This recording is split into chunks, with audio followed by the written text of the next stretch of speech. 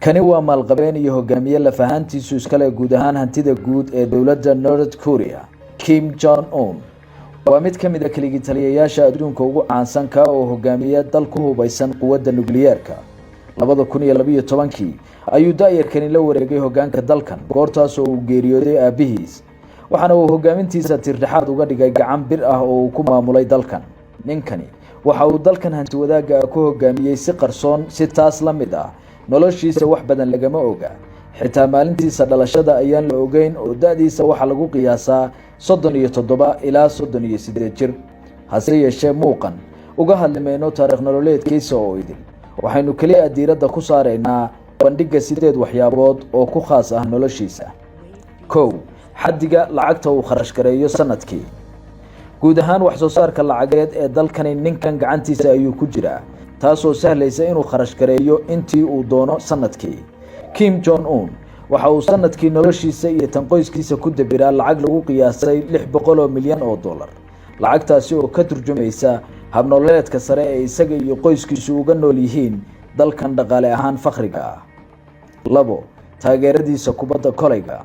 yaraantiisii maruu ku jiray school boarding ah oo ku yaal dalka Switzerland, halka oo sidoo kale hooyadiis ugu xanuunsanaysay cudurka kansarka, ayuu fursad u helay inuu la qabsado ciyaaraha sida weyn looga tixgeliyo galbeedka ee kubadda kolayga iyo iskiinka ciyaarta loo yaqaano ay ugu horeeyaan.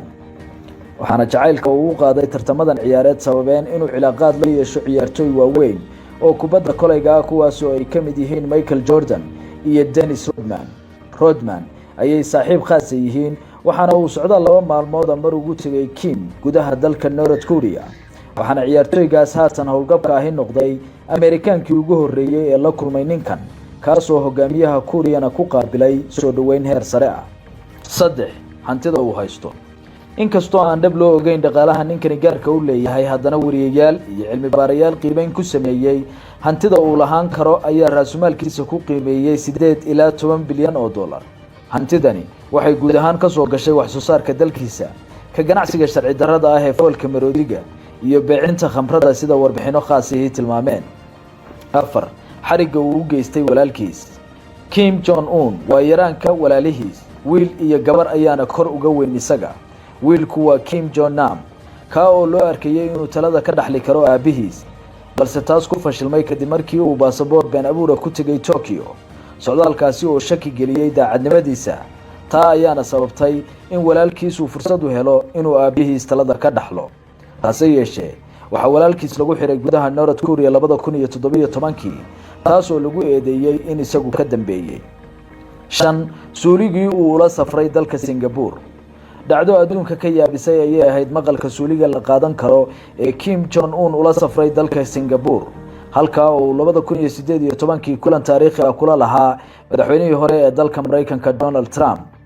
suuligaasi cunto iyo agabyo kale oo xabadda celiya ayuu Kim dalkiisa hore uga sii qaatay kolkii uu u safrayay dalkaasi.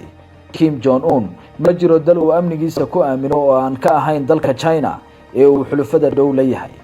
6. halka uu ku nool yahay. wuxuu qoyskiisa kula nool yahay qasriga dalka looga taliyo, halka oo ah hoyga saldanada qoyskiisu dhaxalkeeda iska leeyihiin ee North Korea. 3 carruurta iyo xaaskiisa ayuuna halkaasi kula nool yahay. qasrigan waxa loogu yeeraa guriga xafladaha iyo raaxada, waxaana uu ku yaal buur dusheed gudaha magaalada Pyongyang. waana dhismo aad loo qurxiyay ka oo gudihiisa lagu camiray beero cajiib ah, gawaari qaali ah iyo jidad heer sare ah. 7. gariinkiisa timaha. qaabka uu tintiisa u jiro waa caado soo jireen ah oo lagu yaqaan hogaanka dalkan. sidoo kale waxaa jira sharci khasbaya in guud ahaan ardayda ragga ah ee dalkaasi ay u jartaan sida hogaamiyaha. hadday xeerkaasi jabiyaan ay la kulmi karaan ciqaab adag. habjariinka Kim, inkastoo meelo badan oo adduunka ah looga jarto, haddana kiisa waxaa gudaha dalkaasi looga yaqaanaa himilo, taa oo ka dhigan inay ka turjumayso hankiisa qofnimo. 8. 130 dhakhtar ee qaabilsan caafimaadkiisa. ninkani waxa uu shaqaalaysiiyay 130 dhakhtar oo ka shaqeeya caafimaad qabkiisa kaliya. waa arrin la yaab leh shaqada ay hal qof uun caafimaadkiisa ka wada qabtaan intaasoo dhakhtar. hase yeeshee Kim waxa uu dhakhaatiirtan u dirsaday inay caafimaadkiisa uun ilaalo ka hayaan.